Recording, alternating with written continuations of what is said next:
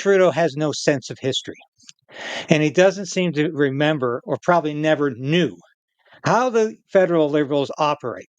And for federal Liberals, politics is the ultimate blood sport, and they will do whatever they have to do or think they have to do to maintain power.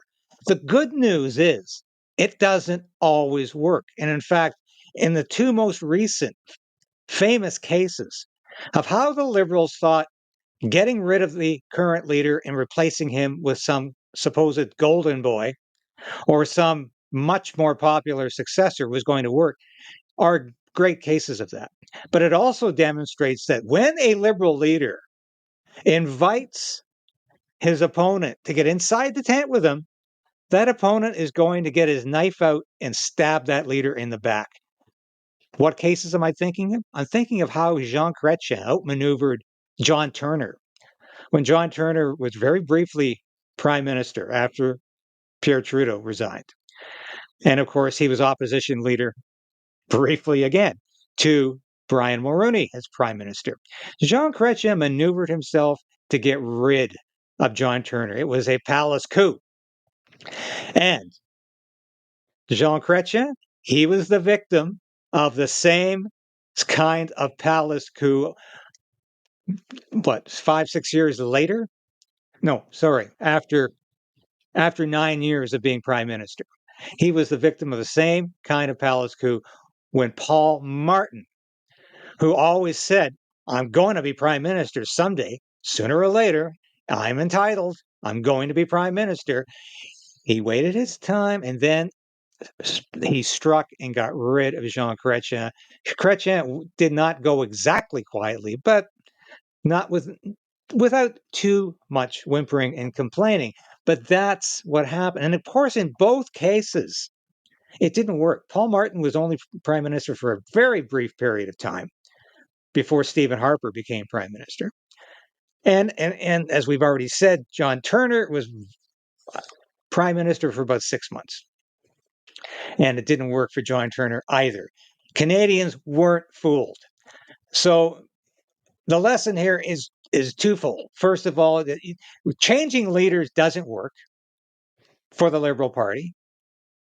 It rarely ever works. It worked probably once in its history when Mackenzie King resigned and Louis Saint Laurent became the leader of the Liberal Party, and suddenly the Liberals looked, even though Saint Laurent was as old as Mackenzie King, they somehow sold that as being the rejuvenation of the party, as ridiculous as that was. But it worked. But it's not working anymore, and it hasn't worked for a long time. And I predict Justin Trudeau will not get away with this, but he will. He is inviting his own political demise by asking Mark Carney into the caucus, because Carney's not going to go there for any other reason except wanting the top job. He wants to be prime minister. He thinks he deserves to be prime minister. And he'll be no better a prime minister than Justin Trudeau. But he will certainly do his damnedest to take over that job. So once again, Justin Trudeau is not thinking about mergers. He's thinking about how to contain Mark Carney, how to control his potential successors, how to stay in power of the Liberal Party. He has no idea how he could stay in control of a merged Liberal NDP party. Yes, he wants to continue to use the NDP as their de facto coalition partner in the House of Commons. It's worked out great for Justin Trudeau. He hasn't lost anything in the deal. It's been a great deal, and the NDP are pretty damn stupid to continue to prop this government up. Jagmeet Singh is pretty damn stupid and corrupt to continue to prop up the Trudeau government. But that's their issue. The other problem, of course, with Justin Trudeau is he is immensely popular. Fascinating poll from David Coletto just out here.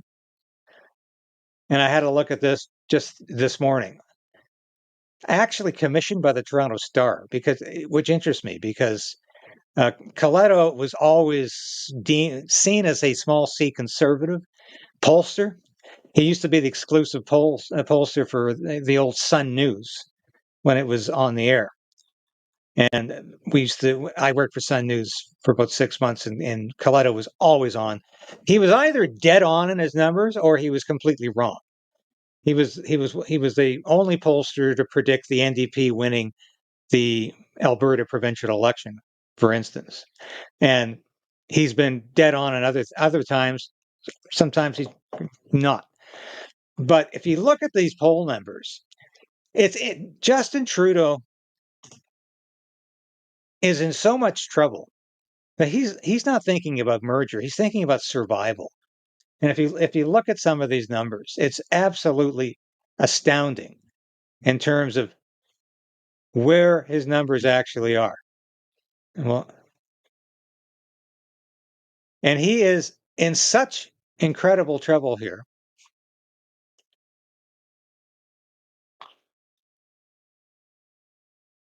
In every province except Quebec, over 50% of respondents said that they are either deeply or moderately disappointed in Justin Trudeau.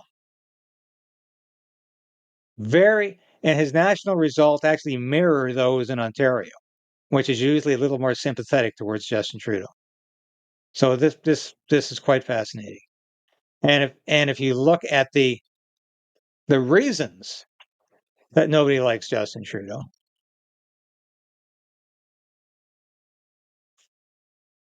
it's quite fascinating. It's all policy. Nobody thinks he has ever had a good idea as prime minister, and he is seen uniformly as a political disaster. This is one of the most damning polls I've ever seen because it doesn't give Justin Trudeau any hope anywhere in Canada except Quebec, where of course he barely scrapes by with some popularity, but he's behind. The party is behind the Conservatives and the Bloc. So he is in deep, deep political trouble. And a merger is not going to save him. And in fact, a merger would make it more likely, of course, that he is not going to be the leader of the new, whatever you want to call it, NDP Liberal NDP alliance, the woke party, the progressive party. He's not going to be the leader of that party.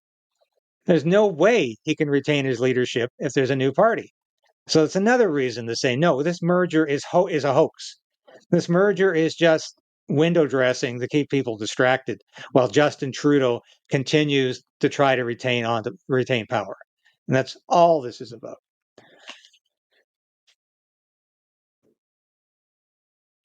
So I want to move on before we leave here. And by the way, I hope you're all having a great Sunday. The weather is just beautiful here in Ottawa. We've had an unusually nice week. It was a very rainy summer to start with. And I want to say again, for those of you in Alberta, I know we have a lot of listeners and viewers in Alberta. My heart goes out to you if you're in the Jasper area. I vacationed there many, many times. My father actually worked in Jasper at the old CP Hotel there, which is now I can't think of the chain. Fairmount is now it's a Fairmount Hotel, and it was Canadian Pacific Hotel in his days. And he was a very young man when he worked there. And I used to go back not only to Jasper National Park, but to Banff National Park many times throughout my life. It was always one of my favorite places to go. And my heart goes out to all of you who have suffered through this wildfire, which I don't blame the weather for. I blame bad deforestation policies for. And besides, this is not a time to start exploiting political causes over people's misery. Thank you for watching this episode of Stand on Guard and being a part of the KRAYDEN'S Right channel. If you've watched this episode to this point, you've watched it all. And that's really important for a small station like this. We always say subscribe, hit the bell, be a part of the KRAYDEN resistance. Resolve to resist. That's what we're doing. And if you become a subscriber, if you're a supporter of this station or a member through Substack, through YouTube, and now you can be a local as well, That's so important to us because I couldn't do this without you. I made a decision to become an independent journalist about a year ago because I wanted to bring all of my experience in the military, in journalism, to you. I don't promise anything I can't deliver. I don't offer clickbait. I offer truth. The truth is out there, and it's my job to bring that truth to light and to you. Thanks for being a part of the KRAYDEN'S Right Resistance, and we'll see you again soon. So we are in a very precarious position in this country. We need a political change, but we also need to resolve to resist